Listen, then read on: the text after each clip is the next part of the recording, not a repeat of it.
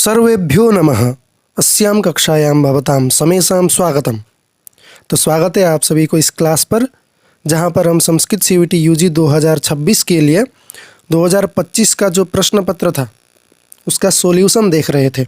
और सॉल्यूशन संपूर्ण detail solution यानी पूरा आलोचना करके आलोचनात्मक व्याख्या यहाँ पर किया जा रहा है।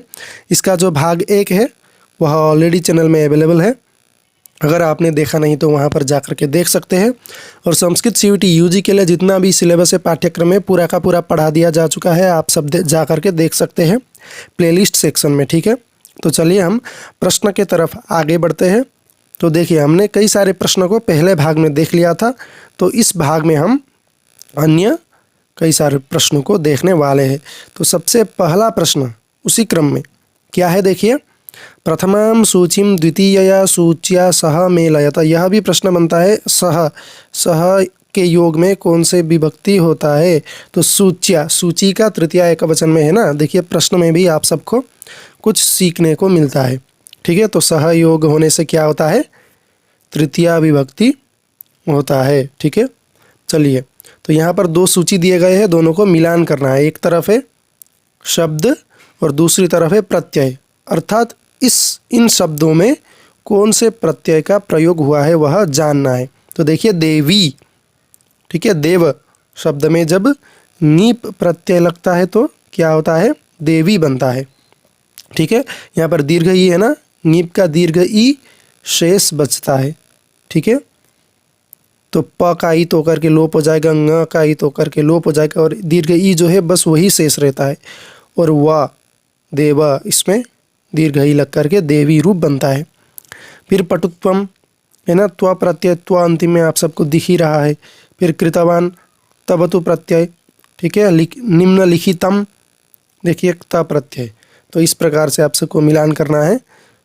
तो सही कौन सा हो जाएगा, देखिए डी का अगर 3 देखेंगे तो बस एक में ही है, तो पहला ऑप्शन सही हो जाएगा। तो देखिए, मैंने यहाँ पर किस प्रकार से प्रत्ययों को देखा जाता है वो यहाँ पर मैंने दिया है, आप सब देख सकते हैं। देखिए, सबसे पहले देखेंगे तो भाववाचक संज्ञा बनाने के लिए शब्दों से त्व और तल प्रत्यय का प्रयोग किया जाता है, ठीक है। भाववाचक, भाव अर्थ में। तो अगर भाव अर्थ मालूम नहीं तो जाकर के आप प्रत्यय की क्लास देखिए, वहाँ पर मैंने अच्छे से बताया हुआ है। देखिए, मूर्ख शब्द में जब त्व प्रत्यय लगता है तो मूर्खत्वम है ना, मूर्खत्व नपुंसक लिंग में होकर के मूर्खत्वम, विद्वस् में विद्वत्वम। तो अगर तल प्रत्यय होता है तो ता शेष बचता है, ता का रूप अंतिम में आता है। तो मूर्ख में तल हुआ तो मूर्खता, विद्वस् में तल हुआ तो विद्वत्ता। इसी प्रकार से देखिए अन्य कई सारे उदाहरण यहाँ पर दिए गए हैं। महत् में त्व महत्वम, पवित्र में त्व प्रत्यय पवित्रत्वम, पशु में त्व पशुत्वम, गुरु में त्व गुरुत्वम, लघु में त्व लघुत्वम, मित्र में त्व मित्रत्वम। देखिए, इस प्रकार से त्व प्रत्यय को पूछा जाता है, तो आप सब यह ध्यान में रख सकते हैं। त्व प्रत्ययांत शब्द नपुंसक लिंग में ही होते हैं और शब्द रूप इनका चलेगा महत्वम, महत्वे, महत्वानि, फल शब्द के भांति फलम, फले, फलानि, इस प्रकार से रूप चलता है, ठीक है। तो देखिए, ता तल प्रत्यय का शेष होकर क्या होता है, ता होता है ना। तो महत्तल महत्ता, पवित्रतल पवित्रता, पशुतल पशुता, गुरुतल गुरुता, लघुतर लघुता, मित्रतल मित्रता। तो देखिए, ता प्रत्ययांत शब्द स्त्रीलिंग में ही प्रयोग होते हैं। उनके रूप जैसे लता लते लताः, रमा रमे रमाः, इस प्रकार से शब्द रूप चलता है। महत्ता महत्ते महत्ताः, पवित्रता पवित्रते पवित्रताः, इस प्रकार से शब्द रूप चलता है, ठीक है। तो इसके अगले वहाँ पर एक दिया था, देखिए टाप प्रत्यय, मैंने पढ़ाया हुआ है, अगर आपने नहीं पढ़ा तो जाकर के देख सकते हैं। मैं यहाँ पर सामान्यतः बता देता हूँ कि किसी शब्द को अगर स्त्री के रूप में प्रयोग कर रहा हूँ तो स्त्रीत्व विवक्षा में स्त्रीत्व बताने के लिए टाप प्रत्यय का प्रयोग किया जाता है। टाप का प लोप होता है, ट लोप होता है, लोप यानी गायब कर देते हैं हम सूत्र के द्वारा, तो शेष बचता है सिर्फ आ, ठीक है। तो अंतिम में जुड़ेगा आ, तो वहाँ पर टाप प्रत्यय हुआ है। वैसे अन्य भी प्रत्यय है, चाप टाप डाप, लेकिन आप सबको सिर्फ टाप पढ़ना है तो यहाँ पर टाप ही करेंगे, हो जाएगा। देखिए, अजादि गण में पठित, अज से प्रारंभ हुआ एक ग्रुप है, गण यानी ग्रुप, अज आदि शब्दों का ग्रुप है। उस ग्रुप में जितने भी शब्द हैं सभी के अंत में क्या होता है, क्या होता है, टाप प्रत्यय होता है। फिर अकारांत शब्द, ह्रस्व अकारांत शब्द भी जितने हैं वहाँ पर भी अंतिम में टाप प्रत्यय का प्रयोग किया जाता है स्त्रीत्व समझाने के लिए। तो यहाँ पर देखिए ढेर सारे उदाहरण हैं। अजाय, अड़का, अश्वा, चटका, मुशिका, बाला, वत्सा, होड़ा, मंदा, बिलाता, मेधा, गंगा, सर्वा, त्रिफला इत्यादि जो है यहाँ पर सभी के सभी शब्दों में कौन सा प्रत्यय हुआ है, टाप प्रत्यय हुआ है। मैं क्यों बता रहा हूँ, देखिए पशुपालिका यह परीक्षा में पूछा गया सवाल है, ठीक है। और सर्वा यह भी पूछा गया है। फिर द्वारपालिका इत्यादि ये सारे जो शब्द हैं इनको पूछा जाता है। क्षत्रिया भी पूछा गया है। अब शूर्पणखा पूछेगा अगली बार, ठीक है। तो देखिए मैं फिर से जब प्रश्न पत्र का एनालिसिस कराऊंगा तब वहाँ पर आप सबको देखने को मिलेगा मैं जो बता रहा हूँ वहाँ से प्रश्न बने हुए हैं। तो अगला विषय था क्या, ङीप प्रत्यय। तो ङीप प्रत्यय के लिए यहाँ पर सूत्र दिया हुआ है उगितश्च, उगितश्च, उक इतः च। जहाँ पर उक का इत हुआ हो, इत यानी लोप हुआ हो, ठीक है, इत करके लोप करते हैं। तो उक यानी माहेश्वर सूत्र में उक, उ रील ऋक, अ इ उण रील ऋक। तो उ से लेकर के क तक जितने भी वर्ण आते हैं वह उक कहलाते हैं। उ री री ये तीन वर्ण उक में आते हैं। तो जिसके अंत में उक का क्या हुआ हो, इत हुआ हो, जैसे कि यहाँ पर भवती बना है, ठीक है। तो यहाँ पर क्या हुआ है, भू, ठीक है, भवंती। भू धातु से क्षत्रि प्रत्यय करते हैं तो क्या होता है, देखिए यहाँ पर रीकार है ना, इसका इत होकर के लोप करते हैं, ठीक है। और यहाँ पर शकार का भी इत करके लोप करते हैं। तो या तो ही रीकार का इत होकर के लोप हुआ है, इसीलिए वह क्या कहलाएगा, उगितः, उगित कहलाएगा, उगित। तो उसके षष्ठी विभक्ति एक वचन में उगितः, ठीक है। तो वहाँ पर शब्द बनेगा भवत, और भवत में ङीप प्रत्यय करेंगे तो क्या होगा, भवंती। ऐसा रूप आप सबको देखने को मिलेगा। तो इसी प्रकार से भवती, भवंती, पचती, पचंती, दिव्यंती इत्यादि रूप यहाँ पर देखने को मिल रहे हैं, ठीक है। जहाँ पर उक का इत हुआ हो, अगर समझ में नहीं आया तो स्त्री प्रत्यय पढ़ा दिया है, वो आप सब जा कर के ध्यान में रख सकते हैं। चलिए अगला सूत्र है टिड्ढाणय द्वयसस दद्वय मात्रस्तय ठक ठैंकय कुरपः। इस सूत्र से भी क्या होता है, ङीप प्रत्यय होता है। जैसे देखिए अंतिम में ट का इत हुआ तो टित, तो इसके कई उदाहरण है, कुरुचरी, नदी, चोरी, देवी, मद्री, स्तनदही इत्यादि। तो ढ का है सोपर्णयी, अण का है ऐन्द्री, कुंभकारी, ऐ का औत्सी, उरुद्वयसी, उरुदध्नि, उरुमात्री, पंचतयी, आक्षिकी, प्रास्थिकी, लावणिकी, यादृशी, ईत्वरी इत्यादि भी पूछे जाते हैं परीक्षा में। तो यहाँ पर देखिए अगला जो है सूत्र देखिए यहाँ पर भी ङीप प्रत्यय के लिए किया जाता है। तो स्त्रीणी, पुंसी, शाक्तिकी, याष्टिकी, आढ्यंकरणी, तरुणी, तलुनी इत्यादि शब्द में भी क्या हुआ है, ङीप प्रत्यय हुआ है, ठीक है। तो आप सब देख लीजिए। फिर अगला सूत्र है क्या, यञश्च। गर्ग शब्द में जब यञ प्रत्यय हुआ है तो गार्ग्य शब्द बना, और यञ प्रत्यय होने के बाद ङीप प्रत्यय किया जाता है। यञश्च सूत्र यही कहता है।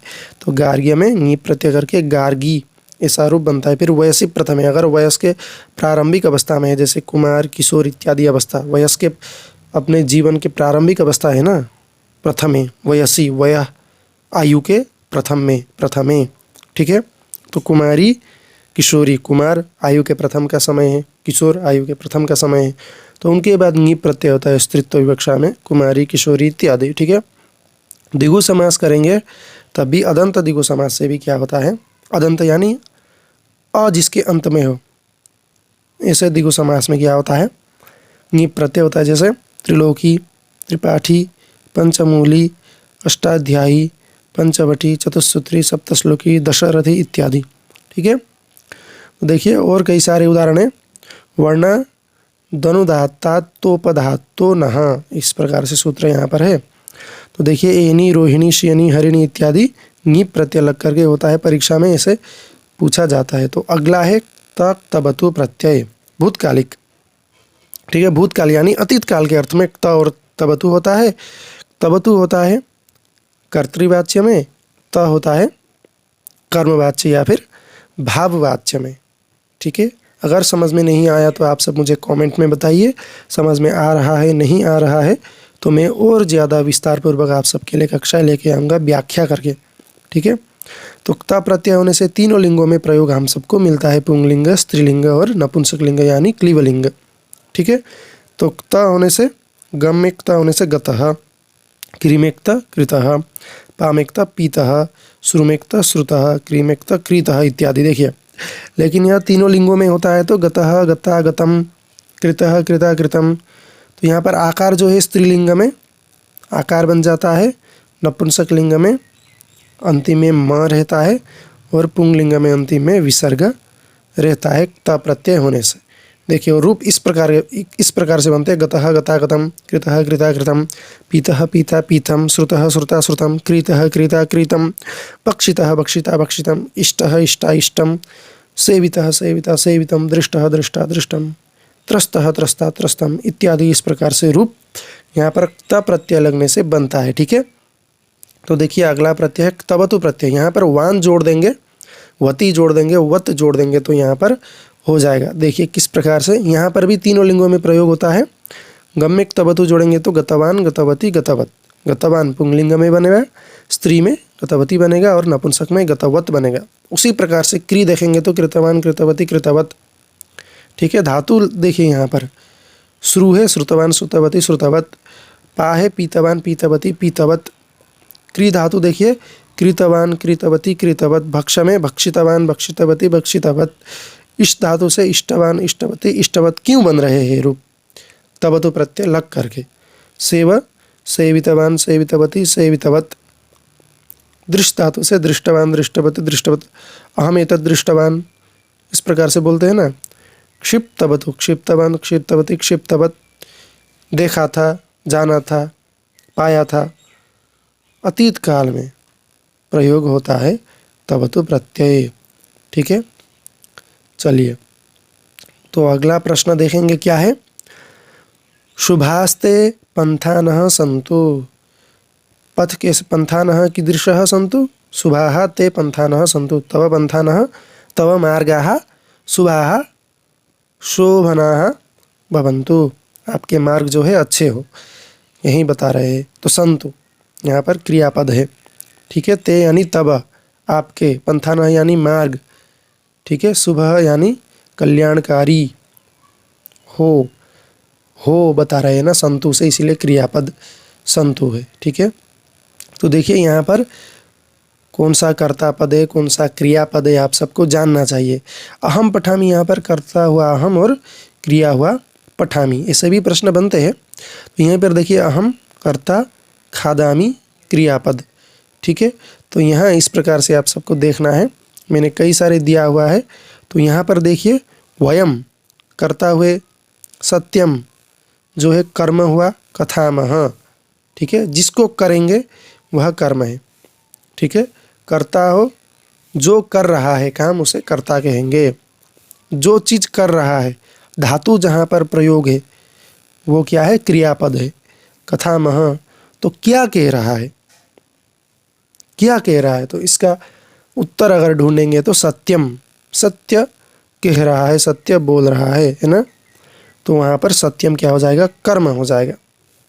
ठीक है, कर्ता क्रिया के द्वारा जिसको कहना चाहता है उसे क्या कहते हैं, कर्म कहते हैं। कर्तुरीप्सिततमं कर्म।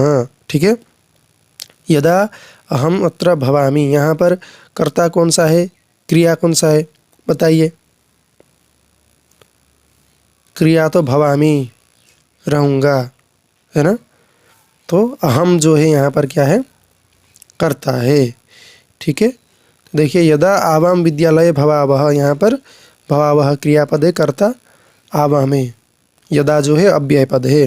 तो इस प्रकार से आप सब यहाँ पर पॉज करके देख सकते हैं। मैंने कई सारे यहाँ पर वाक्यों को ला करके रख दिया है ताकि आप सब प्रैक्टिस कर सके।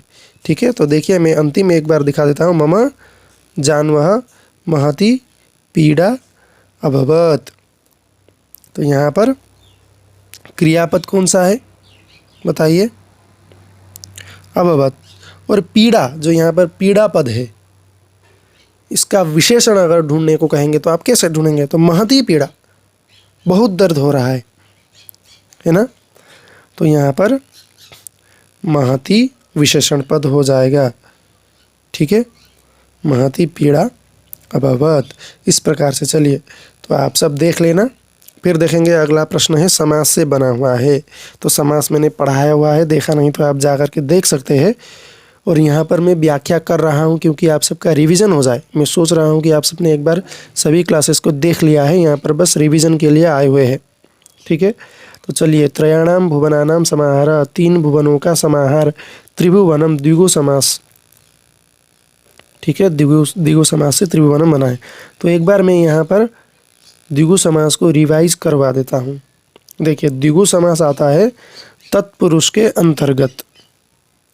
ठीक है, वहाँ पर संख्या पूर्वो द्विगु, जिस तत्पुरुष समास में पूर्व में संख्यावाची शब्द हो उसे क्या कहेंगे? द्विगु कहेंगे, यानी कर्मधारय के पहले। कर्मधारय भी तत्पुरुष का ही भेद है। ठीक है, तो 2 प्रकार के वाक्य मिलते हैं। एक विग्रह वाक्य जो व्याख्या करके लिखते हैं, एक समस्त पद यानी एक करके जो लिखते हैं। ठीक है, अनेक पदानाम एक पदीकरण, यहाँ पर 3 पदे अनेक पदे, उसको एक पद कर देंगे तो उसे समास कहते हैं, यह मालूम ही है आप सबको। तो त्रिपात्रम अगर पूछा जाए तो क्या है? त्रयाणाम पात्राणाम समाहारः। ठीक है, षण्मुखम, देखिए षण्णाम मुखानाम समाहारः। अष्टपदम, अष्टानाम पदानाम समाहारः। सप्त नक्षत्रम, सप्तानाम नक्षत्राणाम समाहारः। नवग्रह, यहाँ पर एक थोड़ा सा एक्सेप्शन दिख रहा है, देखिए, नवानाम ग्रहानाम समाहारः। शतानाम अब्दानाम समाहारः। शताब्दी, शताब्दी आप सब कहते हैं ना, तो शत अब्दों का समाहार यानी 100 सालों का समाहार। चतुर्युगम, चतुर्णाम युगानाम समाहारः। फिर देखिए, त्रिलोकी आप सबको पूछा गया था, है ना। त्रयाणाम लोकानाम समाहारः त्रिलोकी। फिर पंचवटी पूछ सकता है अगली बार, पंचानाम वटानाम समाहारः। त्रिभुवनम इस बार पूछा था यहाँ पर प्रश्न में, त्रयाणाम भुवनानाम समाहारः। पंचपात्रम पूछ सकता है, पंचानाम पात्राणाम समाहारः। और सप्तशती, यह ज़्यादातर पूछा ही जाता है सभी परीक्षाओं में, सप्तानाम शतानाम समाहारः। ठीक है, तो इस प्रकार से आप सब देख सकते हैं। तो फिर से देखिए, अगला प्रश्न भी समास से ही बना है, यानी समास से बार बार प्रश्न बनते हैं। तो दंपति जो है यहाँ पर कौन सा समास हुआ है? अगर देखेंगे तो दंपति में द्वंद्व समास हुआ है, पति च पत्नी च। ठीक है, फिर उपराजम, उप अव्यय, अव्यय है ना, इसीलिए अव्ययी भाव समास, अव्यय के योग में। चंद्रशेखरः, ठीक है, बहुब्रीहि समास, चंद्रम शेखरे यस्य सः। ठीक है, शोकपतितः तत्पुरुष समास यहाँ पर आप सबको देखने को मिल रहा है।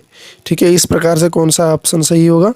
देखिए, 1 का 2 यहाँ पर सही है, तो 2 दूसरा ऑप्शन सही हो जाएगा। तो फिर से मैंने यहाँ पर कई सारे समास को दे दिया है, अगर आप सबको देखना है तो यहाँ पर देख सकते हैं। ठीक है, इसको पॉज करके देखेंगे। चलिए, मैं यहाँ पर आप सबको एक बार स्लाइड कर दे रहा हूँ क्योंकि कक्षा ज़्यादा लंबी हो जाएगी। और यह ध्यान में रखिए कि मुख्यतः भय के अर्थ में क्या होता है? पंचमी होता है तत्पुरुष समास में। चौर भयम होगा तो चौराद भयम, क्योंकि यह बार बार पूछा जाता है, इसलिए मैंने आप सबको बता दिया। और यह भी पूछा जाता है, देखिए, राजपुरुषः, राज्ञः पुरुषः होगा तो राजपुरुषः, यह भी परीक्षा में पूछा ही जाता है। देखिए, तो नए तत्पुरुष समास भी आप सबको बन सकता है परीक्षा में। तो देखिए, न शांति अशांति, पहले क्या आ जाएगा? आ जाएगा। चलिए, तो उसके बाद देखते हैं, यहाँ पर द्विगु समास मैंने बता ही दिया। तो बहुब्रीहि, देखिए यहाँ पर बार बार प्रश्न बन रहे हैं। चतुर्भुजः, विष्णु को कहते हैं, 4 भुजाएं हैं। चत्वारः भुजा यस्य सः। अन्य पदार्थ को चतुर्भुजः, यह ना ही 4 अर्थ को बता रहा है, ना ही बाहुओं को बता रहा है। 4 बाहु है ना, अर्थ तो ये हुआ, लेकिन अन्य पदार्थ को समझा रहा है। कौन सा पदार्थ? विष्णु, है ना। इस शब्द में तो विष्णु कहीं लिखा नहीं है, लेकिन ये बता रहा है विष्णु को। अन्य पदार्थ, अनेकम अन्य पदार्थ, इस सूत्र से यहाँ पर बहुब्रीहि समास होता है। तो महात्मा महान आत्मा यस्य सः। त्रिलोचनः त्रीणि लोचनानि यस्य सः। नीलकंठः नीलः कंठः यस्य सः, है ना। इस प्रकार से आप सब देख लीजिए। चलिए, तो मैं अगला प्रश्न में सीधा आगे बढ़ता हूँ।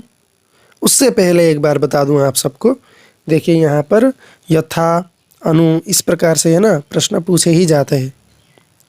तो इस स्लाइड में ज़्यादातर प्रश्न परीक्षा में बन रहे हैं, तो आप सबको ध्यान में रखना है। और ये जो यथार्थ है इसको तो अच्छे प्रकार से याद रखिए, क्योंकि यथार्थ से प्रश्न बनता ही है। यथार्थ 4 प्रकार के होते हैं: योग्यता, विवक्षा, पदार्थन, अतिवृत्ति और सादृश्य। तो रूपस्य योग्यम अनुरूपम, यह योग्यता का हुआ। अर्थम, अर्थम प्रति विवक्षा यानी द्वित्व 2 बार आया, प्रत्यर्थम। पदार्थन अतिवृत्ति, शक्तिमन अतिक्रम्य, यथाशक्ति, ठीक है ना। फिर सादृश्य, हरे है सदृश्यम सहरी, यह भी प्रश्न बार बार बनता ही रहता है। चलिए, और अंतिम में है द्वंद्व समास। ये तो आप सब जानते ही है, अगर नहीं जानते तो आप सब कमेंट में ज़रूर बताएं। तो देखिए, मैं जो कक्षाएं ले रहा हूँ आप सबको समझ में आ रहा है, नहीं आ रहा है, क्या हो रहा है, आप सब कमेंट में ज़रूर बताइए, क्योंकि आप सब मेरे सामने नहीं है तो मैं नहीं जान पा रहा हूँ कि आप सबको समझ में आ रहा है या नहीं। और विस्तार से समझाना है तो मुझे बताइए, मैं और विस्तार पूर्वक आप सबको समझा करके कक्षाएं लेकर के आऊँगा। तो विद्या ऐषणा, ठीक है। यहाँ पर क्या हुआ है, यहाँ पर संधि हुआ है वृद्धि संधि, तो विद्यैषणा, इस प्रकार से यहाँ पर रूप बनता है, ठीक है। तो देखिए, वृद्धि संधि मैंने यहाँ पर दिया हुआ है, वृद्धि रेचि इस सूत्र से होता है। अगर वृद्धि का संज्ञा सूत्र पूछे तो वृद्धि रादैच, और संधि सूत्र पूछे तो वृद्धि रेचि, ठीक है। पहले अ और आ हो, उसके बाद ह्रस्व ए और दीर्घ ए हो, तो वहाँ पर क्या होता है, वृद्धि संधि होता है, ठीक है। मम, म के बाद भी अ है ना, अंतिम में अ है, आगे क्या है, ए है, तो ममई व, इस प्रकार से ऐकार हो गया। फिर से एक क के बाद भी अ है ना, अ और पहले का जो ए है वह मिल करके एक कई कम ए हो गया, तब अंतिम में अ है, फिर आगे क्या है, ए है, अ और ए मिल करके क्या हुआ, ऐकार हो गया, ठीक है। तवई व, इस प्रकार से वृद्धि संधि प्राप्त होता है। देखिए, यहाँ पर कई सारे उदाहरण मैंने दिया है। अद्य धन एव अद्यैव, लता धन एव लतैव, तथा धन एव तथैव, सदा धन एव सदैव, देवधन ऐश्वर्यम देवैश्वर्यम, आत्मधन ऐक्य आत्मैक्यम। तो आ और ओ मिल करके भी क्या होते हैं, ओ होते हैं। तो यहाँ पर भी ऐसे भी प्रश्न पूछे जा सकते हैं। जल धन ओघः जलौघः, मम धन औषधि ममौषधि, नव धन औषधि नवौषधि, विद्याधन औचित्यम विद्यौचित्यम, आत्मधन औत्सुक्यम आत्मौत्सुक्यम। तो औ और ऐ अगर बनेंगे तो वहाँ पर वृद्धि संधि हुआ है, ठीक है। तो इस कक्षा में इतना ही, मिलते हैं अगली कक्षा में। अगर आप सबने देखा नहीं तो पुरानी कक्षा को देखिए। तब तक के लिए धन्यवाद। नमो नमः।